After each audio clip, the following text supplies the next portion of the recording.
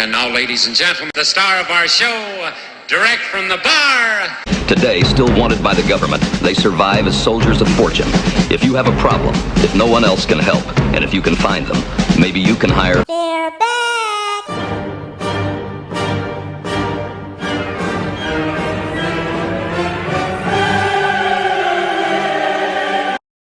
Driving all the way in. Oh, God! An unbelievable move! He put it in and it goes! Can you believe that? That's the most frightening thing a defender can see. You be the only guy back on defense and he's coming at you.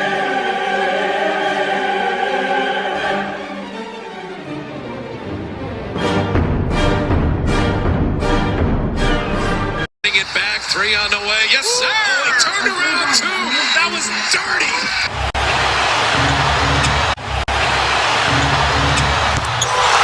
Oh, what a shot. He is ruthless.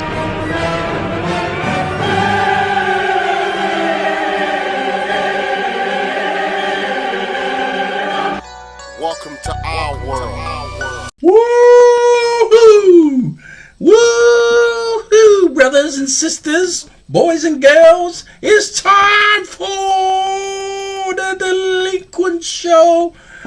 The debate, the big one. You've all been waiting for this. I know they've all been waiting for it. We're here. We are here. We're unfiltered. We're unapologetic. We're unmissable. Powered by the people because we care about the people. The Delinquent Show is here. JP, what's happening, brother? Love your top. Love your top. Love the advertisement. It's beautiful. It's hard when you put your chin down and you can't actually see what you're reading. I want it Nike. today. All it's missing on top of the Nike badge is whole, because it's whole. Oh, you know, because the Lionesses won. La la la la la la la la la. I knew you wouldn't like that one. Congratulations to them. They've won a second Euros. Congratulations. Let's move on. Anyway, nice dinner staying as well. Lovely. Is that? Yeah, not really. Joking. There's two of them fucking on fire today. All right, lad. Tell me what we got on the show, man. Let's stop messing around. Right. The show's going to be split into hours today. We're going to talk about a decade of destruction that's been created by these roles of performance directors and CEOs. Right, okay, yeah. This should be fun. Buckle up, boy. I'm telling you. Buckle up. Yeah. I was just going to say exactly the same. Buckle up. This is our biggest reveal yet. We think this is a crucial element that both UK Sport and Sport England need to justify what they're doing with the money in our sport, because it's no fact. We was better when we was run by our people. Yeah. And right now, the public are giving us a feel that a disabled sport is more for the able-bodied. We're bending rules more for the able-bodied and inclusion. That just makes us participators. Right. I'd say yes and no, because the money helps the team. There's no doubt about it. The money does help because it helps fund the team. The problem is that they're taking all the money. They're taking all the money for the clubs. They're taking every penny. Grassroots. Why are they in charge of grassroots? Why are they getting grants for grassroots? The clubs are the grassroots. The clubs should be getting the money for the grassroots. Yep. That will help and stop clubs disintegrating. And we've had lots of great clubs disintegrated because they can't find funding, because the greedy bastards up there are taking all the funding, and then they pretend that they're giving it out to grassroots sports. We got this in. They didn't give much to the university students, did they? No, but we've got this inspire a generation. We don't need to inspire a generation. You got to look after what you got now. Instead of putting that money into the Inspire a Generation League, put that money back into the clubs. Do you know what I mean? You know. Yep.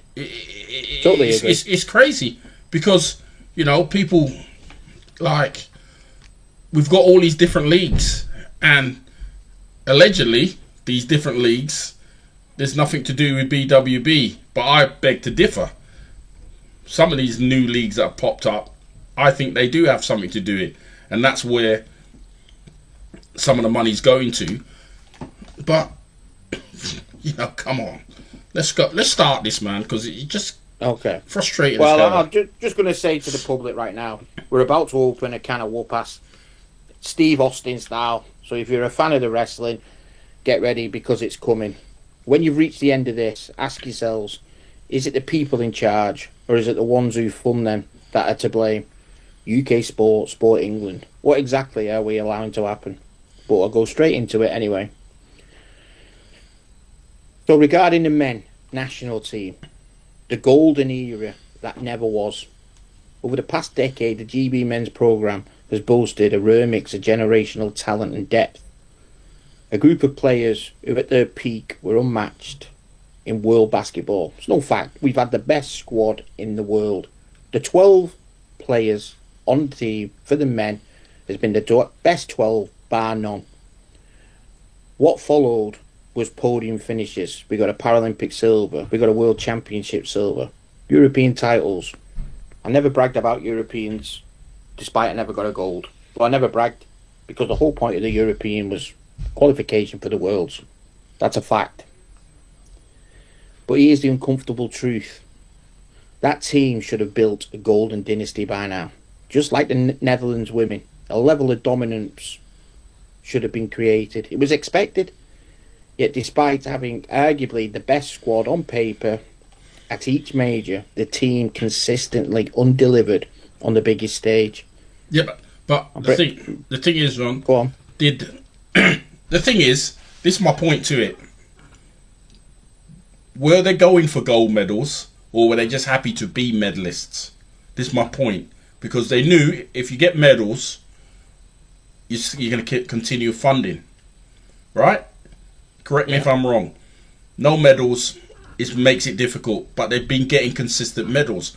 Have they had the ability to be gold medalists? Yes, we're saying yes. They probably should have had, I would definitely say, Tokyo gold, Rio gold, Tokyo gold, Paris gold. That's 3 gold medals they should have definitely had. They are the best team of this generation. But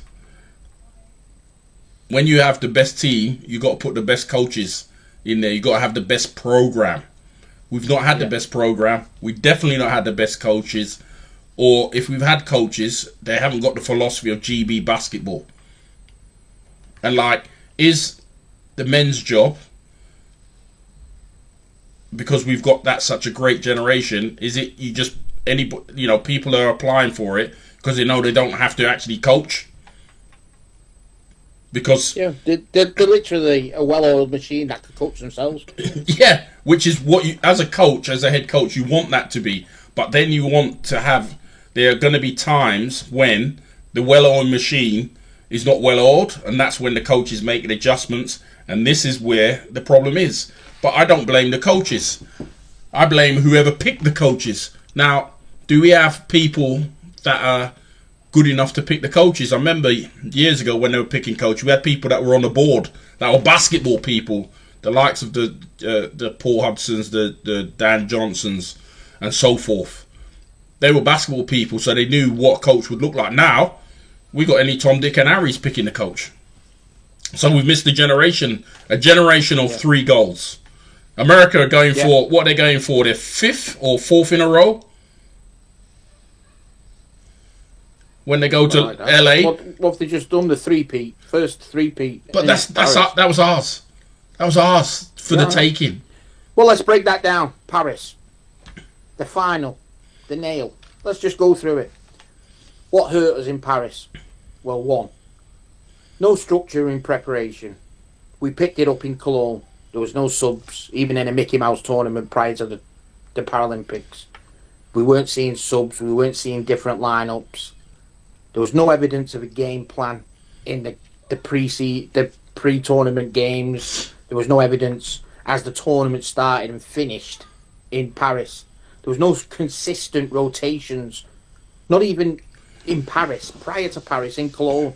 Well, We never saw them. Well- We had the fans in the live chat saying exactly the same. Why are we not trying different lineups? Why are we not trying subs? well, I think The all they public are spotting it. I know, Joe, but all they had was a starting 5. If anything went wrong with that starting 5, it didn't look like they knew what to do. They didn't know what to do. The players didn't know what to do.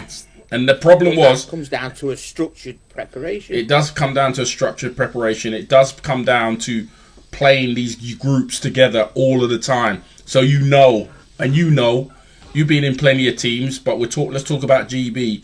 You knew if you weren't playing well, and we knew who's coming in.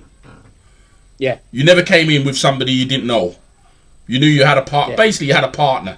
So if this player is not playing well and this player's a little bit off his game, you guys go in.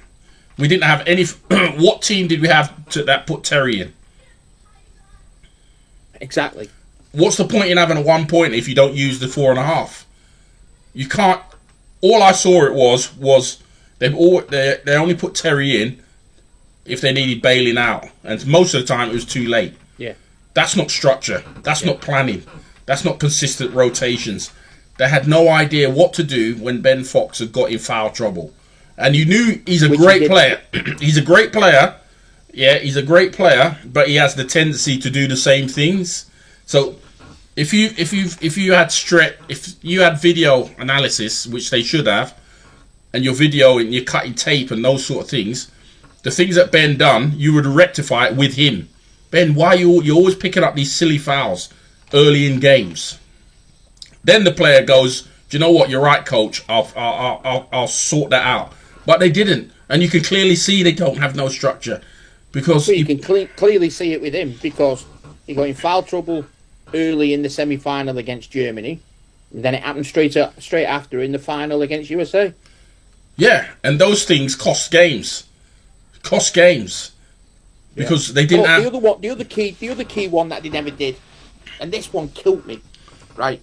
You have a team, and let's just say they have the starting 5 team. Forget the rest. In your starting 5, you've got one main scorer, Greg Warburton. Without doubt, one of the greatest shooters. You've got him. You're going into a final for a gold medal. You don't think USA has had video sessions and done the homework and decided which way to put him on his dribbling weekend? Yeah, force him inside. Force him inside. And he's nullified. Their own work. Yeah, but they would have done their own work on stopping him. Yeah, so this is when the scoring dries up. You have your point guard, Phil Pratt, call a play, get a set play called to get your shooter an open look instead of a pressured one. It never happened. Did they have one? No, they didn't. But do you know what I would have done? I know what I'd done to rectify it. I said, Greg, you're playing point. So they sit right on that point. If they move, kick it to him, open shot. Never did it. He stayed on the same wing, and all they did was force him inside into the rotation. Just stick him on the point. You stick him on point. You got Jimmy down on the baseline, the other side. Phil and Ben do their thing.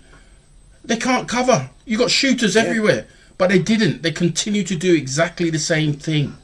You know, you had Lee Manning was in the game, great, but Lee's inside. So if you've got him and you got Jimmy there, and you got Greg Warburton at the point, and Greg's a great bank shooter, they got to pick their poison. What poison would you pick? I don't know, because as soon as you jump out to Jimmy, Lee's in. If you cover from the point, Greg's there for the shooting, but they don't do that. It's almost like the players just play and they coach themselves. Exactly. And it's great. That's what it was. We always want players to coach themselves, but you've got to have a thing where you know when what USA done to them in the final, and the USA they've done it before, that you can't get Greg open. You've got to have something to get him open. Put him into position to get him out, and there's nothing there. And the reason there's nothing there is because they don't practice enough, and I don't know what they do at practice. So then, basically, what we witnessed was not a lack of talent. It was just a lack of leadership, vision, and preparation. Yeah, it's for that sure. Simple. And then let's move on to the GB. Lost in the loop. You know, under Miles, they were going places. going places. Historic heights. Historic heights they're going to. All of a sudden, they win. You know, they get silver in the Worlds. I'm correct on that one. Yeah. And Miles is gone. Nobody knows why Miles is gone. Was he too tough on them? Well, shit me. If it's tough, that's where you're going to win medals. That's how you win medals. That's how you get to the promised land.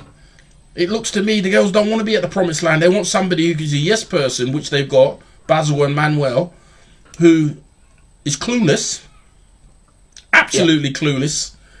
Whatever video sessions they're doing, I don't even know what they're doing. Because anybody, and this is no disrespect to the girls' game, there's not many great shooters that can just knock down shot after shot. Yet when GB play, when they defend, they jump everybody. That tells me there's no game plan. There's no video sessions. This is these coaches, these two clowns, are meant to have had these girls every day. They're based in England. Now, after their performance in Paris, where they didn't even make it, they didn't even have a chance to get to a medal round. What do our staff here do? What does our CEO? What does our chairman of the board do? What would you do, John? If you've got a coach who's just come in, he's had all the time in the world to prepare a team. They're probably a top 4 team in the world, GB. Well, hang on, whoa. Let's get this right. He's not just come in. He was at the Dubai Worlds. He was at Europeans. Then he's done Paris. Right. Okay. What would you do? They were miserable in Dubai. Europeans is just a qualification thing, and then Paris was an embarrassment. What would you do? Down in the video. What would you do? I'd get someone else in, without a doubt. Right. It's not worked. So what have we done? I've not seen anything. I haven't seen I can't see their vision. So what they're delivering. We've rewarded failure. You've put 4 more years into the hands of these two clowns. What do you think? Tell me anything. Watching Paris tells you that these 4 should get another shot in LA. What do I think? Tell me what reason you'd give them another shot in LA. Give them another 4 years. The only thing I can say on that front is this. On one of our clips back in the Paralympic show last year, I think it was Laurie Williams with the ball. Shot clock was running down. Game clock was running down for the end of the half. Laurie goes right past the coaches. None of the bench was shouting the shot clock running down. The coaches weren't. Then when the shot clock expired and the end of the half finished, both coaches went like folding their arms in disgust. That was it for me. That was the nail in the coffin. If you can't communicate with your players in a critical moment, get off the boat. And the other thing, they've made a generational talent retire in her 20s. No. A generational talent, and you guys have allowed that too. All you people, all of you who are fans of us and all that, you've not said a word. All you want to do is come and tell us, oh, this is bad, but don't tell anybody else. I've messaged you. Grow some kahunas. Come on, a generational talent like her, who could win gold medals for the team, and you've said, you know what? Let's let her just walk out the door. We'll walk out the door. You haven't done nothing for her, nothing for her family, nothing at all. She should still, it's just a disgrace that you people, and you've allowed these two clowns to continue. I don't even know what to say. Because it just happens again. The Euros, they probably get to the final, which is easy, and then we're going to the World Championships. God forbid that we're going in a World Championship, think we're going to win a medal the way we're playing now. That has to be the question right now. In the World Championships, did they make the medal round? No. They don't? Not with these two clowns. Not a chance. I totally agree. Not a chance. I'm brave enough to say it right now. What's this? 15 months shy of the World Championships? GB women right now will not make the World Championships medal round. Because all of the other teams are recycling and getting better. You think Germany are going to be better. The Dutch are going to be different. USA, Canada are going to be better. China are going to be better. Can you break them? Not with these two clowns, you won't. The fact of the matter is this. One of the biggest letdowns for GB women was the IQ. They couldn't read what was happening in the game. Now, if they go back and say, or they burped up in our inbox and say, well, I know you're saying our IQ was low, but we're only doing as the coach told us. And what? Stick to what the coach tells you and lose, or grow a set and win. Yes, the Take coach matters into your own hand. He can't shoot the basket for you. Yeah, so the coaches, and I tell my players now at my team, the coach can only do so much. The only control we have is timeouts, end of quarters, half time. When you're on the court and you see something and you want to change it, change it. But what I say to my players is, if you change it, you better have a reason when I ask you the question why you changed it. But these girls don't, and to be fair, the men don't too, because they defend almost the same. They're wide out, because you can see the under 23s. We've just gone through that. They do exactly the same. They're wide out on a 1 point who's never going to make that shot in a month of Sundays. Yet everything else is going down the other side. You can't score without the basketball. So why are you so far out? The girls do exactly the same, and they leave the middle wide open, and that's all they get attacked. Well, let me throw this one to you then. So right now, going off the back of Dubai and Paris, China, USA, and the Netherlands have a far more advanced IQ of the game than our women. Yep. Then do you see that gap? Do you see that gap being bridged? You're missing that. Put Canada into that. Yeah, and Canada. Then you put. I'm saying the top three is USA, China, and Netherlands. Yeah, it's not changing because you haven't got the people to change it. You got Basil and Manuel. Their IQ's probably I could write it on a piece of paper because you watch them coach and you think, oh my God. You're thinking to yourself, you're sitting there thinking, do they really know what they're doing? No, they don't. They're just happy for the ride. That's all. And if something goes right, it goes right. You can tell a coach. You can always tell a coach how they're coaching. They're up, standing up, waving their hands, woo, when everything's going right. When everything goes wrong, they sit so far back in their chair to make sure they're invisible. Yeah. Well, so here's the real question. When it comes to GB men and women coaching setups, why is it that what's working gets removed and what's failing gets rewarded, gets contracts? Why is that? Because the people that are making these decisions have not got a Scooby-Doo. They have not got a clue. So you're saying BWB having a clue? No, the people that are in there, because there's nobody with a coaching background or a basketball background in there has got a clue. And people are going to say, oh, we got Joe and Claire. Please, come on. Do me a favour. Do me a favour. Well, it seems we're hiring coaches with no international experience, no understanding of the UK system, heritage, connection with the people, anything. No track record, no credibility, no clue. Let's bring them on board. Let them come to a well-oiled machine like the men's team. Change nothing, but leave with a CV saying, Hold on. Dick and Edwards. Let me ask you a question. Here's a question for you. If we weren't getting paid lottery funding, do you think those coaches would be here? No. Not one of them. That answers your question. That answers your question. Answers your question.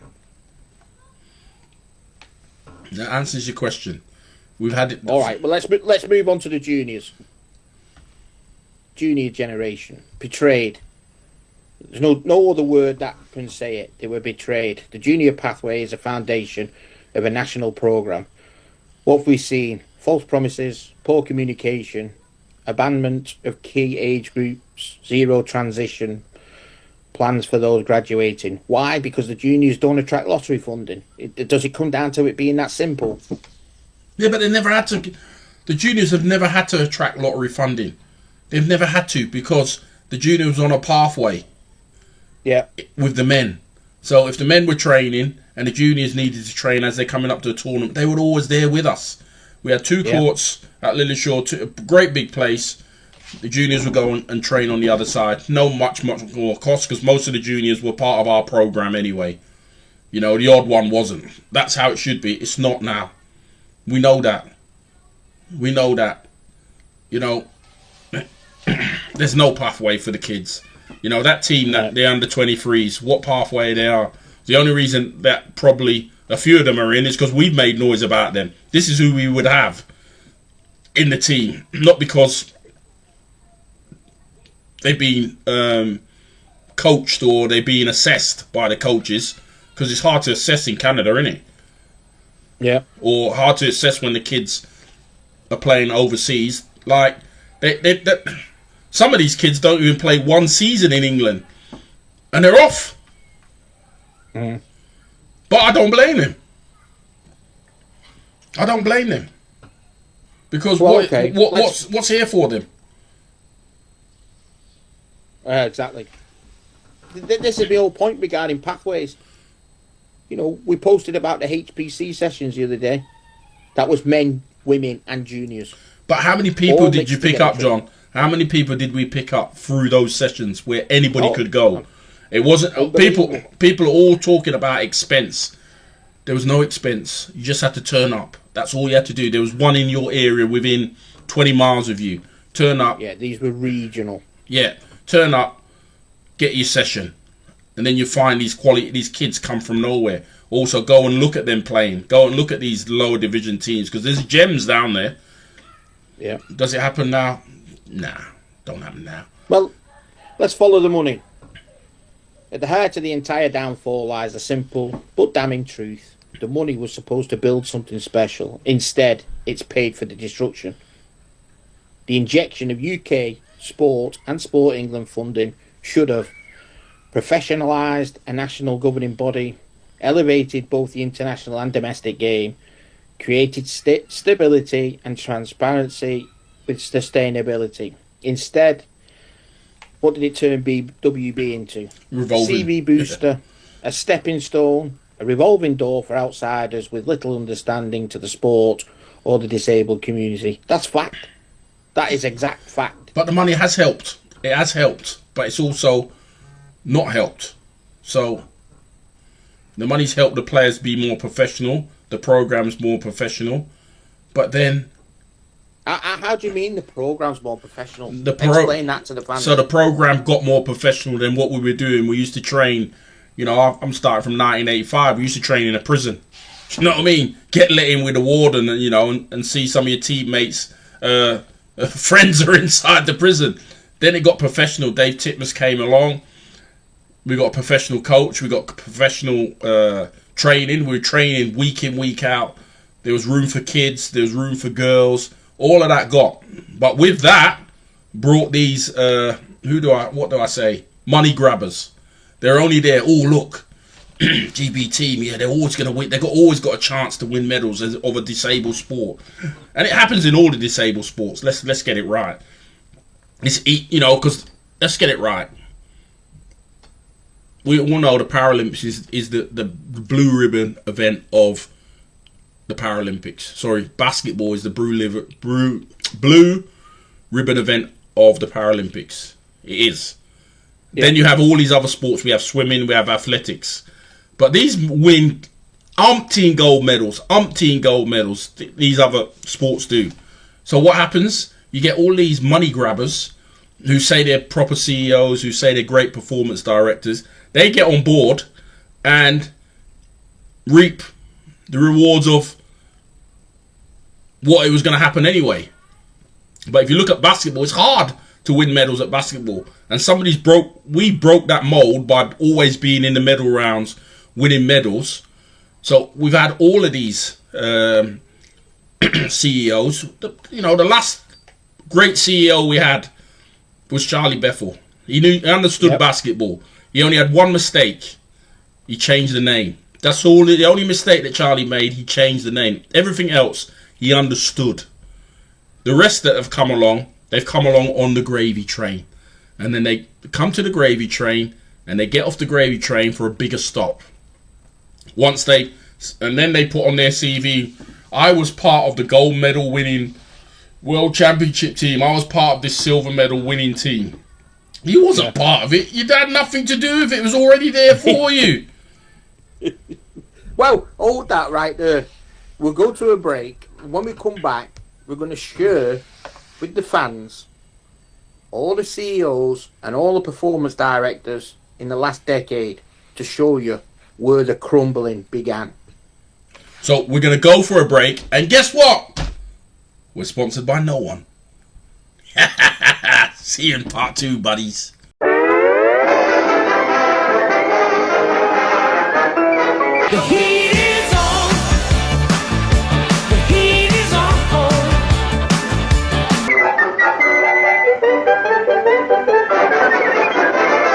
Yo, yo, yo. Welcome to part 2. I hope you enjoyed the advert of no sponsor. Always good. It's always good. So, after part 1 was a bit feisty, part 2 is going to be even more. We are going to walk through the wreckage. Tell me what the wreckage is, John. Tell me what the wreckage of. What we're walking through.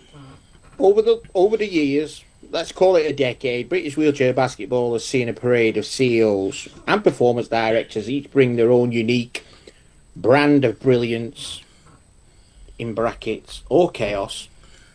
And a lot of destruction. Managing to exit with either a complete silence or a questions and answers. Let's start right at the start. Yeah, when it started as a charity, rooted in the community, the GBWBA transformed into a private limited company that feels increasingly distant from its players, clubs and roots. As the salaries grew, so did the egos, but unfortunately, not the outcomes. Here's a run through the CEOs of chaos, what they brought, how they left, and the strange mystery of trail each one seemed to leave behind. And You started off. I'll start. The first CEO was Charlie Bethel, and Charlie, he masterminded the rebrand of GBWBA. Why, I don't know. Who told him to do that? That's a brain fart. He is. Other than that, he was a great CEO. He knew about basketball. He's putting us all on the right path. If you look at the league at that time, it was growing. We didn't have many players playing overseas. We had a few, but the structure was there. Do you not think that was the case with Charlie Bethel, because he didn't just come in as a CEO? He was involved prior to being a CEO. Let's not go all the way back to 2002. He was team manager for the men. No, but he was also worked at Willpower too. So he understood Sable Sport, how to run this Sable Port. What he turned around was, like getting the bids for lottery funding, all of those things he helped with and understood that. And the carnage started when he left. Let's get frank on it. The carnage started when he left. Go ahead, John. Where did the carnage start? It's just... Well, before he left, do you not think it was a little bit strange that during his departure, when he stepped down, you'd expect a major announcement, right?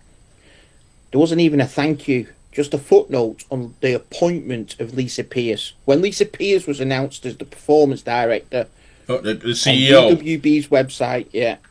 When she was announced as a new CEO, on her page of announcement, it literally said, the national governing body announced today that Lisa will join the organisation in May, succeeding long-standing chief executive Charlie Bethel.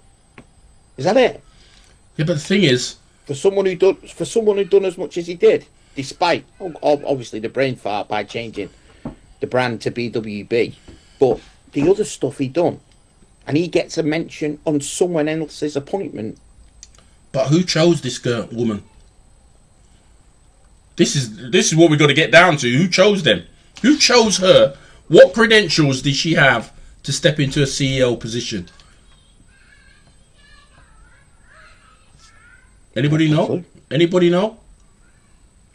You know, and then Charlie steps down. Nobody don't really know why. Almost as strange as Hadge stepping down from his performance director's stint. I thought he'd done a decent job at that, but failed to. You know, he didn't get the full-time role. He didn't. Hadge didn't get. He applied to be the performance director and failed. So then he was appointed the men's head coach. That's how it was, wasn't it? Yeah, that's how it went. That's exactly how it went. If he didn't make the cut to be the performance director, even though it was the role he wanted, he accepted becoming the men's head coach. But then, after that position, no announcement, no clarity, no explanation, silence. He just puffed up in the air and disappeared like a fart in the wind. Yeah. After he's led them to gold medal winning performance at the World Championships. Yeah. Tokyo he didn't go because he obviously with COVID, and then gone without nobody knows. And then he's turned up somewhere else. Oh, and even today we still get inboxes asking what happened to Hadge. Why did he get released by GB? Nobody knows. The only way I can explain it to the people in the inbox, I'm going to say it to you on the screen. We have sent this over to Dana and Fox, and hopefully the X-Files can find the truth, because we can't. It's unbelievable. And then who stepped in next as acting CEO when Lisa decided that this wasn't good. This wasn't her. You know. No, I think this was before Lisa. Okay, so maybe before. So then, our lovely... Yeah, the acting. Yep, go ahead. Sorry, mate. So, apparently, the rumour mill has it that the infamous Joe Richards, you know, the one that has this high-paid job as participation director, was an acting CEO. When, where, how? Nobody knows. Our question, since in the 2015 Europeans, what's her impact been on this high-paid salary? Now, let me give you an insight into Joe Richards. Today is Tuesday the 29th of July as we record this. You'll be watching it on Friday. I was online this morning, and at 8:30, we were, and at 8:30, Cindy told me to check my email, something to do with YouTube. And as I went in my email box, there was an email from Joe Richards saying, thanks, hi John, just want to touch base and say thanks, got your box, all goes well. So I replied to Joe and said, I'm confused, what box are you on about? So she emailed me back and said the box of DVDs that we lent you. They lent us a box of DVDs, which we got a handful out of, because we already had most of them, in 2023. And she replied this morning. 2 years later. two years later. Now, her reply stated she's been on annual leave. Maternity leave. Well, my question is this. How many kids has she had in that 2 years? It can't have been for one. Can't have annual leave for 2 years. Unbelievable. Or is that just an indication of how that office works? It takes 2 years to get a reply. 2 years? I can believe it. My last email in 2023 said, I've sent your box back. Thanks for lending them us. Let us know when you've got it. And 2 years later, I get the email. But let's go through Lisa Pearce.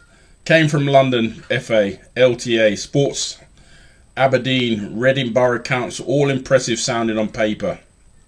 The legacy, no sugarcoating this one. Lisa caused more damage than anyone before her. She was like a wrecking ball. Honestly, you seen those, you know, when you have those buildings and you get this big wrecking ball and they come in and smash the building down. Yeah. That was her. She was just a bureaucrat overload. Yeah, go on. Failed restructure. Disconnection from the community, and the decisions that she's made, we're still trying to recover. Big ideas, big wages, big mess. Just awful. Yeah. Just awful. Absolutely awful. The decision maker, you know, not to send the juniors to the championships. Just come on. And they missed out on a world championships because of your idiots making decisions. let's not forget, Lisa was the one who signed the agreement regarding the WPL. That's got to be the ultimate brain fart. Yeah, That's but where the thing is, John, she's left what a here. vision. She's left here. Where's she at now? In another paid job. Yeah, that's the ticket. It's the meal ticket, lad. It's the total meal ticket. You better go next. Forget though, you're getting something wrong here though. Don't forget regarding Lisa Pearce. She was the CEO of when we won the World Championships in 2018. She led us to that. Don't be silly, lad. Are you It was joking? nothing to do with having the best team and squad of 12 men. She led us to that shut World up. Championship. You're talking, aren't you? Exactly. Anyway, So the next she- person is definitely your friend, so I'm going to leave it all to you to talk about the next one. Yeah. Well, let's finish off on the current CEO, Justine Baines. Background. Let's run through it. She's got a background in retail, leisure, and charity sector. Supposedly, go try finding a record of it. Jedi mind tricks, lad. Jedi mind tricks, CEO. Her real skill. Tell people exactly what they want to hear in the first few months. I can see what's missing. I know what's needed. Sounds familiar? It's like a manifesto for, you know what I mean, for Prime Minister. All the promises, Unbelievable. zero delivery. Zero delivery. You know, The best was this. Her BWB bio says, Baines brings to the sport a deep understanding of insightful leadership, effective communication strategies, and passion for stakeholder and partnership relationship development. I can't read it for laughing. Can you believe the BWB posted this about Justine Baines? Well, let me break something down to you. Insightful leadership. If that means creating a unanimous board with no dissenting voices, yeah. Yep, you've she got done it. that. Bang! Yeah. Tick! That's a Jedi mind trick all day, or Star Trek, what do you call it? What was the next one? Effective communication. Is the code for radio silence, because communication and transparency have gone off the grid the past 18 months. Passed. So she passed that one too. Did she? Okay. Yeah, of course you passed it. Come on. You don't need to communicate with your leadership. Come on, man. Don't be silly. And the last one, stakeholder relationships. Hard to build those when the sports people barely know what's going on. Pass. That's a pass. You're not seeing what she put before. That's all three passes. What are you complaining about? Yeah, okay. What are you complaining about? If you're giving her a pass, obviously she's you and all. I've been Jedi mind tricked. Can't you? Honestly, these I don't care what you say. These corporal. I got it. suits, Sorry. these Sorry. people- I'm good. I'm back. What did I say? Did I say something wrong? You give her a pass. Oh, no. These corporal suits, I don't care what any of you say, whether you think they're good for the sport or whatever, whether they're able-bodied and that. Listen, they're destroying our empire. There's no two ways about it. I don't think... There's nothing Justine Baines could sit in front of me and Saint and say to make us think otherwise. I think the corporate suits... Because we've already done it. I think the fact is corporate we've already suits done that. are destroying disabled sport. Not just our sport. I think they're just destroying disabled sport all the way along. Because they don't stick it out. They just stick it in enough so they can get something that they can stick on their next CV. I'm a gold medal. Look at our performance directors, and we'll go on to that later quickly. But Well, let's finish off with this. New CEO, new jargon, new promises. Same result. Disconnection, confusion, another chapter in the long novel of missed opportunity. It was always said, when we were GBWBA as a registered charity run by the people of the sport, it was more professional than this limited company nonsense we're serving right now. That's fact. It's unbelievable. It's time for leadership. That doesn't speak well in job interviews. We need leadership that's lived the sport, respects the people who built it, not used as a stepping stone. The damage is real. The silence is louder than ever, and we are still waiting for a CEO worth following. Justine, like the ones that come before you, you're not the one. You're far from it. In fact, you're an embarrassment. And as But Sugar would say, you're fired. yeah, I'll not say what Trump would have said. Which I've not got my finger on the beat button. That you've had enough, that you just can't take it anymore. We can't stand you. You're a the worst. You're the worst. You're fired. Get the hell out of here. You're fired. Get out of here. So, But, if that doesn't make it worse, let's go through our past PDs, aka performance directors, and their claims to fame. Where do we start with it? Go, John. well, British wheelchair basketball has witnessed the revolving door of performance directors over the years, many arriving from other sports, equipped with high performance buzzwords, polished CVs, all the jargon. Each brought promises of transformation, each left with a shiny job title. But what's lasting foundations did they leave behind? In most cases, very little.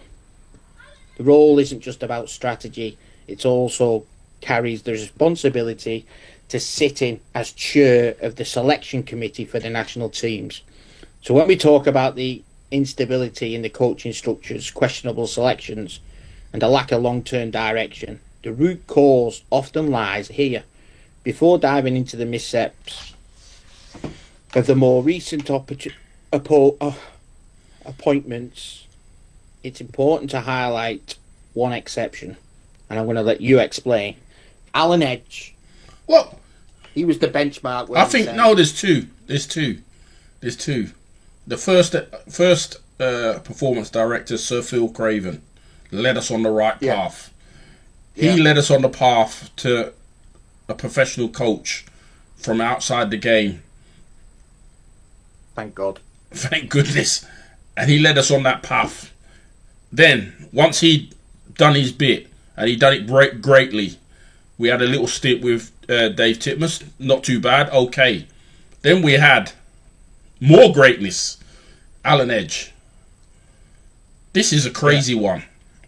The best, I think, at the job. Absolute top of the morning this guy was. Great PD. Understood the game of sport. Understood basketball. Was not like he was fresh on wheelchair sports, but he learned fast. He absolutely learned fast. Yeah. 1 minute he was there and we're doing all great things going in the right direction. Then he's gone. Like a genie. Nobody knew why. Then we had Hadj who took over. Yeah, he done a fair job. Wanted the crack. But then, this is where all the crack started to happen. Come 2012, 2013, we get this clown. And he is a clown. Let's get it right.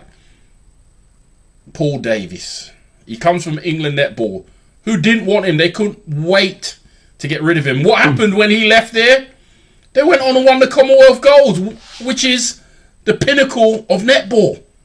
Yeah. The pinnacle of netball. They landed us with this clown. And what a clown he was. What a rough of destruction he had. He was the one who made the decision, no more HBCs. He was the one, players were sleeping in their cars. Not when they come to camps, they had to pay for their own camps.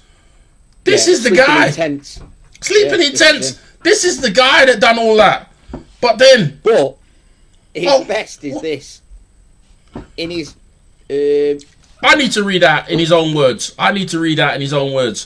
Go on. And this is his words. I have a proven track record of building high-performance team that delivers success on the world stage, achieving medals at European, world and Paralympic level. I'm an experienced leader who thrives on developing high-performance cultures, enabling people to thrive in complex and demanding environments.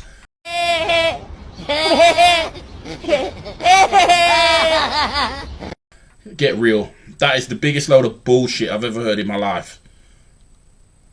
That's what he puts on his next CV for the next, because they won a Europeans. They got to a gold medal game. He didn't change anything. Yeah. He broke everything. Yeah, Well, he did. He must have sat chair of the selection committee. Yeah. Because that's his job title. I mean, who would put these in... okay, go on to the next one. No. The next one, Jane Ellis. She came from British Cycle and GB Taekwondo. Role, performance great director. ties to our sport, then. Guess what she is now? Performance advisor for Pathways at UK Sport. You can't even make this up. You can't even make it up. You can't make it up. Seriously, you can't make it up. So when you've just said she's the performance advisor for Pathways for UK Sport, let me give you an insight. She's the one that placed the under-23 programme on a dead-end road with the decision not to send the juniors to the under-23s, which resulted in them missing out in the Worlds to defend their title. No structure, no progression, no plan, a full generation of potential lost in transition. But hold on. And now she's on a pathway, performance pathway. At UK Sport, but hold on. Do you know what? I don't even think they actually realised if you don't go to the Europeans, you can't go to the Worlds.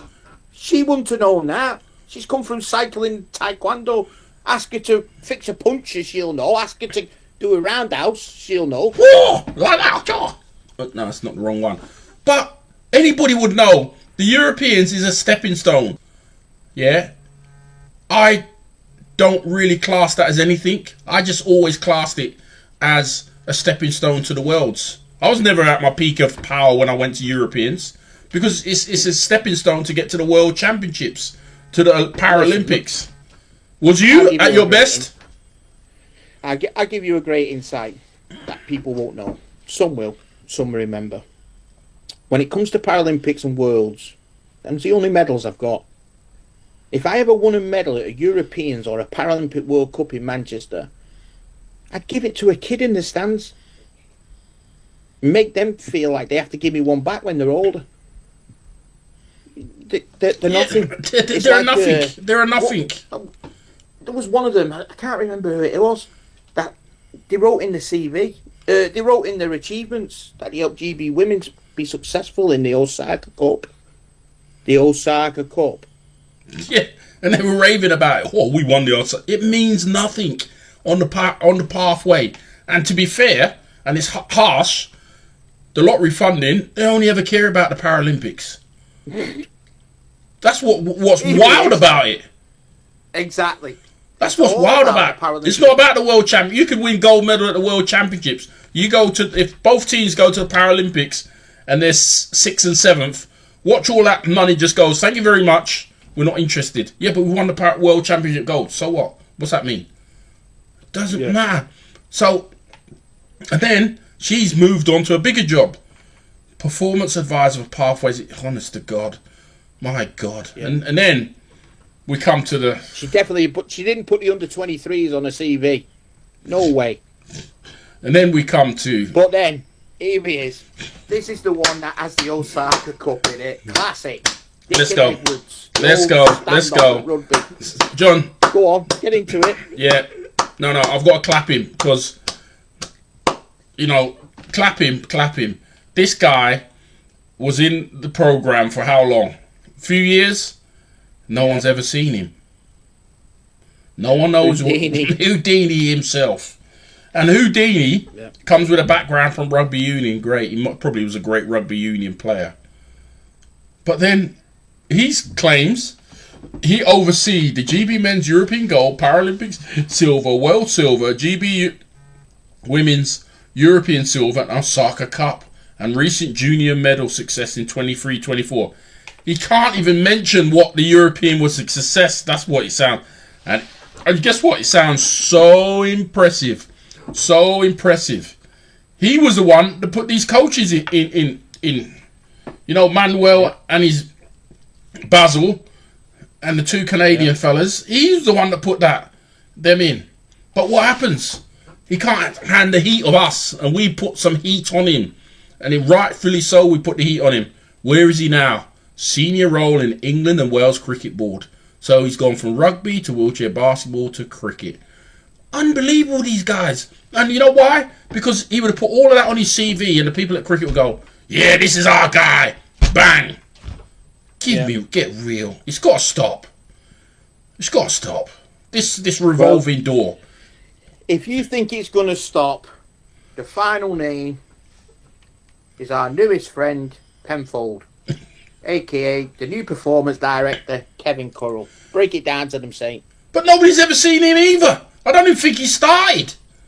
We're in a European year. He's not even started his job. He's the UKSI Director of Performance, Sport and Science, formerly head of Performance and Nutrition.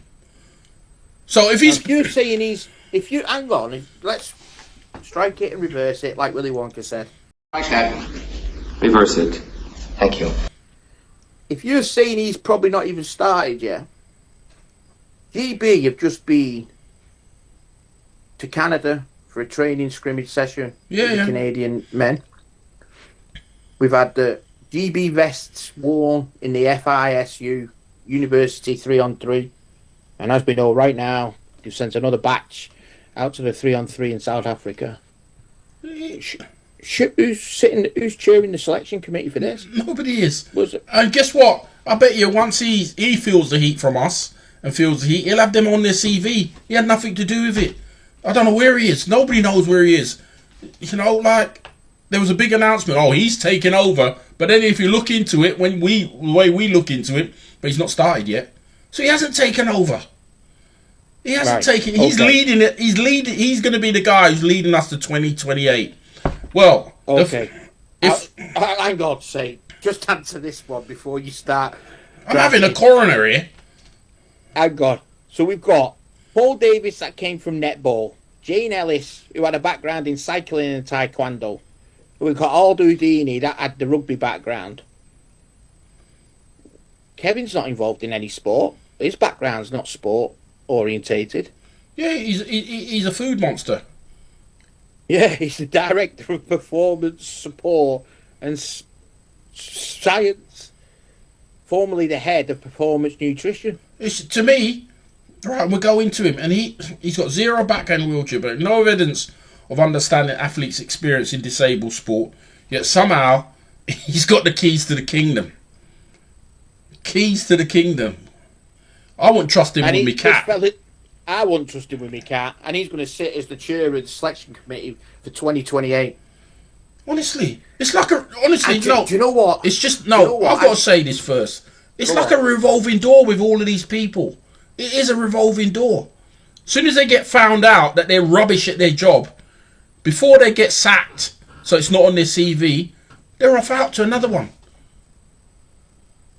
But you know this CEO that we've got now has this Jedi mind trick, letting you think she knows what you need, knows what you want. Have you seen on the screen the picture of Kevin Currell? Do you think he's got strength in the mind to put off her Jedi mind powers? No. She's going to walk all over him. No. Let's have the reality check. All these PDs arrived with titles. They all left with a promotion, but what did they leave us? Nothing. Just a shambles. And I don't even think they arrived with titles. They just got lucky, because I don't think anybody else was about, and I don't think the people that picked them knew how to pick them, because you wouldn't pick those three that have just gone by. Yeah. Do you know what I mean? You wouldn't, because they've got no legacy, no pathway, no progress. Wheelchair basketball is not just another stop on their high performance carousel, but it seems it is. Yeah, it does. It does. It's a community. It's a lifeblood. A movement built on dedication from people who live the sport, not just the studying spreadsheets. It feels like that. You know, we don't need all these people from outside with all these portfolios that actually say nothing. Don't say diddly. And the worst thing is when they get here, they do even worse. They do even less. They're not visible. Yeah. They don't contact with people. They don't have no... I just don't understand it. I don't understand. It's just where like will it stop? Well, it has to stop somewhere. But let me tell you this. That's BWB's failure in judgment and vision. It's as clear as day. We don't need more outsiders padding portfolios. We need insiders. We need who know the players, the purpose it's built. It's like, if you think about what the sport was about, it was originated from the injured soldiers of the war and a rehabilitation process. Then it was transformed into helping the disabled, the sick. And right now, we're all getting annihilated out of it for the ABs. So, think about this. What do you think? So, look what Goodman would be thinking now. What do you think Steve Spilker will be thinking now? What he created? I'll tell you this. I can't tell you what Spilker would say because he was a gentleman and I never very rarely heard him swear, if at all. But I can tell you what Ludwig Gutmann would think. He'd go to the board of BWB right now and say, you're no longer invited to the games because you don't stand for what I do. I 100% agree, I believe that. Gutmann would cut off ties like he did with Phil Craven and Jerry Kinsella. Gutmann would cut BWB off right now for what they stand for because it's not his vision.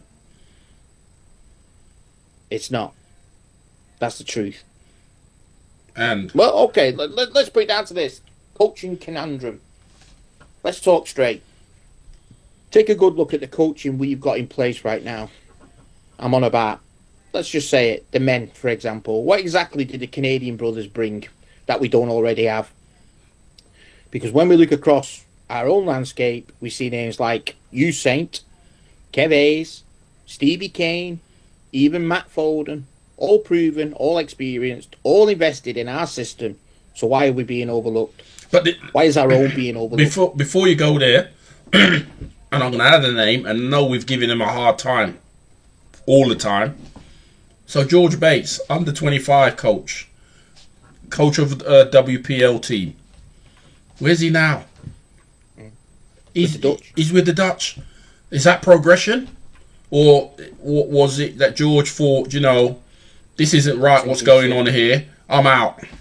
Come on. Sinking ship. Yeah, come on. And we've given him a hard time, but he's seen the light. Mm. Or has he? Or is he burning the candle both ends? I don't think he is. I think he thought, after London, after Paris, that he'd be a good job to get into the girls. And to be fair, what he's been doing probably was a good candidate. But it looks like they didn't even consider him. So he thought, what? I'll just go and help the enemy. And let's get it right. That's what it is. And I don't blame him. And I've given him stick all there. But you have to give him his props. He's like, I'm not standing for this and I'm off. Go. All right, well, what about the women? I put them men's names out for the men's. Let's go through the women's program. We've got the Spanish duo. I can't even talk seriously when I consider them. Here's just a few names from Volume 1 of the Delinquent Beneath the Boards volume that we did. Anne Wild, Tina Gordon, Caroline Matthews, AJ Jackson, Wendy Smith. These are either high-quality coaches, self-proclaimed coaches, award-winning coaches, BWB tutors, all respected, all experienced. Never had a crack at the big job. Never. And what baffles me even more is you listen to that Sisters Sports podcast with Jules Park Robinson on, talking about how it's so hard to get women in the sport. You're damn right it's hard to get women in the sport, especially when you've got a chair of the board that is employing men to coach the women's team. I'd like to... You have the ability to put a woman in. Do you know what I'd like to see, John? This is who I'd like to see, because I think they'd be great women's coach. I'd like to see Anne Wild with Caroline Matthews as an assistant. I think that would be a great combo. They got loads of experience. Yeah, that's what I would like to see. Give them a crack at the big shot. I'm the opposite. I wouldn't mind seeing Tina Gordon head coaching with AJ Jackson as her assistant, because Tina wrote the syllabus for the coaching awards. She's coached at numerous levels. AJ Jackson has got numerous coaching qualifications. Let them lead the women. See if you're the ones that can tame the beast and control it in the right direction. Yeah, so we got 4 candidates there, brother. 4 candidates there. Yet we're left with Basil and Manuel. There's another one, Louise Sugden. You can add that to that list. Another female coach. Yeah, exactly. Exactly. So don't, the chair of the board, don't give us this tripe going on podcasts and saying you're empowering women when you're not. It's a load of tripe. Okay? A load of tripe. Yeah. Anyway, let's move on, man. Enough is enough. It's time to rebuild from the inside out, and let's make a change. Well, let's have a final word on this. How many more cycles, seriously? How many more missed medal opportunities for the women? How many more juniors are we going to lose in the system? British wheelchair basketball didn't need to be reinvented. It needed to be respected. But instead of investing in the people of the sport sold out to the people of the portfolio. That's sickening, that. That's doesn't go well in my throat, that. And until UK Sport and Sport England, the ones who are feeding the beast. Yeah, you're feeding the beast. Until they take accountability of what they're doing with the funding, this vicious cycle is going to continue. I'm telling you. And it's sickening. On a final note, it's so sad, especially for the girls, and there's been some great women players, British women players, that they've not achieved that elusive Paralympic medal because of these people. These people who put people in charge. These people who sack a great coach in Miles, who was, and do I want a foreign coach? No, but I recognise what a job he did. He got them to the promised land, a world final. 2 years later, they should have been at a Paralympic final. You get rid of him, you sacked him. And do you know what makes it even worse? Nobody knows why. Yeah, that's a killer. This is like, honestly, talking about BW or being involved, it's like you got more secrets than MI5. Yeah. You got more secrets than the CIA. I'm going to have to call them. You know what I'm going to call them? Raymond Reddington. Well, guess what? If you want to call them that, I've got a new nickname. Call me the Jackal. I'll take down the CIA. Call me the Jackal. Honestly, I've never known anything like it. You don't know no information. The only information we've come out with is the new league. And it's even worse than the old one. That's even worse. The Premier Team League has gone down a club.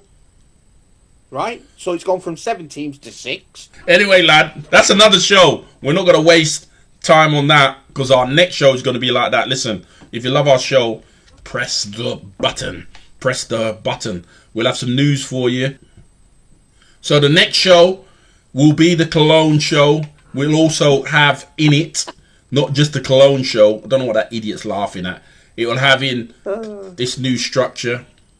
We've also got for you, if you've not seen it or you missed it, the Paralympic gold medal game from Paris. We've been fighting tooth and nail to get these games in. It's up. It's going to be up. Hopefully the rest of the tournaments will be up soon as well. I am the Saint. He is JP.